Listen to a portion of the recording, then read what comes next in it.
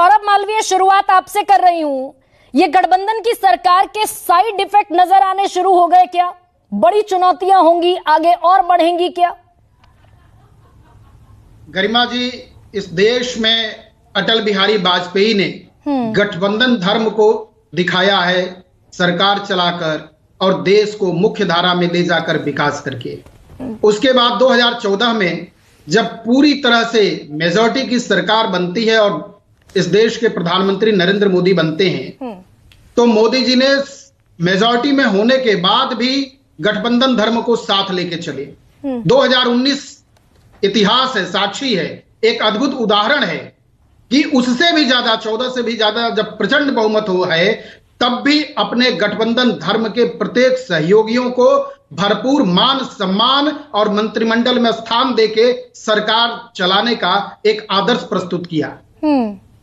और इन सब चीजों को देखने के बाद 10 साल लगातार इस तरह से गठबंधन धर्म को निभाने के बाद 2024 आपके सामने है। मुझे नहीं लगता कि किसी भी तरह का कुछ भी किसी भी रूप में समस्या आएगी। एक बात। दूसरी बात, ये सच है कि सरकार चलाते समय हम जब मेजॉरिटी में होते हैं अनुकूल स्थिति होती है, लेकिन जब सबका साथ सबका विकास, राष्ट्रीय मुद्दे, आम जन की बात, आम जन के लिए काम और देश हित में जब बड़े फैसले लिए जाएंगे और लिए जाते हैं, उसमें सबकी सहमति, सबका विचार और नहीं, तो यूसीसी पर और अग्निवीर पर ब्रेक लग गया क्या सौरभ मालवीय? बिल्कुल नहीं। अग्निवीर पर राजनाथ सिंह ने कहा कि हमने सबका हित सुनिश्चित किया। आपके सहयोगी कह रहे हैं कि इस चुनाव में नुकसान हुआ, इस पर विचार होना चाहिए। यूसीसी आपका कोर एजेंडा है, यूसीसी पर कह रहे हैं कि सारे स्टेक होल्डर से बात होनी चाहिए। नीतीश कुमार कह चुके हैं हम बिहार में लागू नहीं होने देंगे। एनडीए के घटक जितने भी हैं वह सब विचार विमर्श करके सरकार चलाने का एक तजुर्बा, एक अनुभव रखते हैं। मैं पहले भी बताया, अभी भी आगे कह रहा हूं कि यह सरकार 2014-2019 से बेहतर निर्णय, फैसले और कार्य करेगी देश हित में, राष्ट्र हित में, और 2024 एक इतिहास बनेगा। नहीं तो यूसीसी पर आप आगे बढ़ेंगे या पीछे हटेंगे? अग्निवीर पर आगे बढ़ेंगे या पीछे हटेंगे? गरिमा जी, ये दोनों फैसले देश हित में है और इसके अलावा और भी जो फैसले हैं और जो भी राष्ट्र हित में, देश हित में, समाज हित में, आम जन के हित में, सभी प्रकार से जो जरूरी चीजें हैं वो गठबंधन धर्म सदैव साथ रहा है। एनडीए में एनडीए आदर्श स्थिति में रहा है वाजपेयी सरकार से लेकर अभी तक। नहीं, वाजपेयी जी को थोड़ी देर के लिए भूल जाते हैं। वाजपेयी जी के वक्त पर बीजेपी अलग थी सौरभ मालवीय। नहीं, वो इतिहास रचा है। उसके पहले इस देश ने कभी गठबंधन की इतनी बड़ी संख्या में गठबंधन को नहीं देखा था। कभी नहीं तो वाजपेयी जी ने, सौरभ मालवीय, वाजपेयी जी ने दे दिया था टीडीपी को लोकसभा स्पीकर का पद। अब बताइए, टीडीपी मांग रही है लोकसभा के स्पीकर का पद, देंगे क्या? ये तो बैठक, गरिमा जी, ये थोड़ी शीघ्रता आपके तरफ से भी हो रही है। ये तो समय आने दीजिए, ये तो बैठक का विषय है। बैठक में जो तय होगा उसको सर्वमान्य माना जाएगा। लेकिन एक बात जरूर मैं कहना चाहूंगा, इंडिया गठबंधन आज दिख रहा है, कल कहां टूटेगा, बिखरेगा, जाएगा, किस हिस्से में जाएगा, कौन आएगा, क्या आज तक न चेहरा तय हो पाया, उनका विपक्ष का कौन होगा, उनका अपोजिशन लीडर कौन होगा, उनके पास न कोई नीति है, न नियत है, न स्पष्टता है, न क्लियरिटी है। इसलिए पहले उसकी चिंता की जाए। यहां तो सरकार बन रही है, मंत्रिमंडल मिलेगा। यही तो चिंता है सौरभ मालवीय, चिंता भी यही है क्या कि सरकार बन रही है, लेकिन कितने दिन के लिए?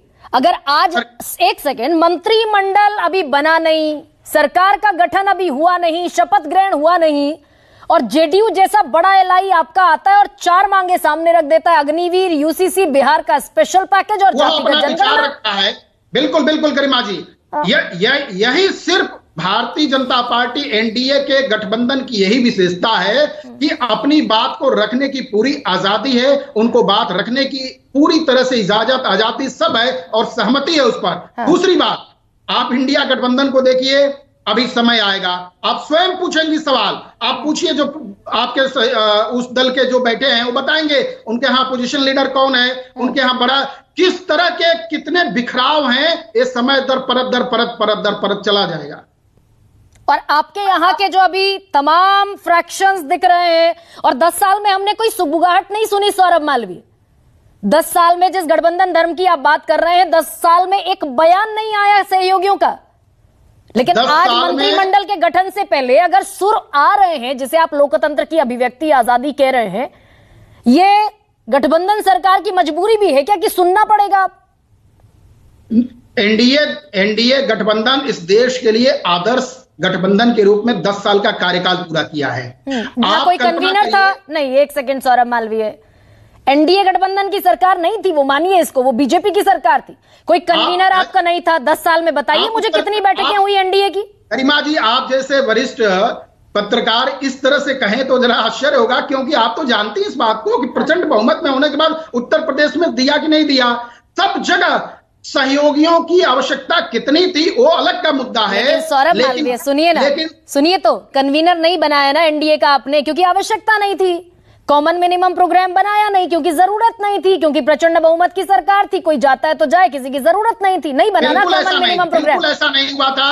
2019 में सरकार गठन में मंत्रिमंडल में सबसे सम्मान पूर्वक और पहली बार में जब शपथ ग्रहण हुआ, कैबिनेट विस्तार हुआ, तुरंत पहली बार भी सहयोगी दलों को सम्मान मंत्रालय दिया गया। गरिमा जी घुमा रहे हैं सौरभ मालवीय, घुमा दिया आपने।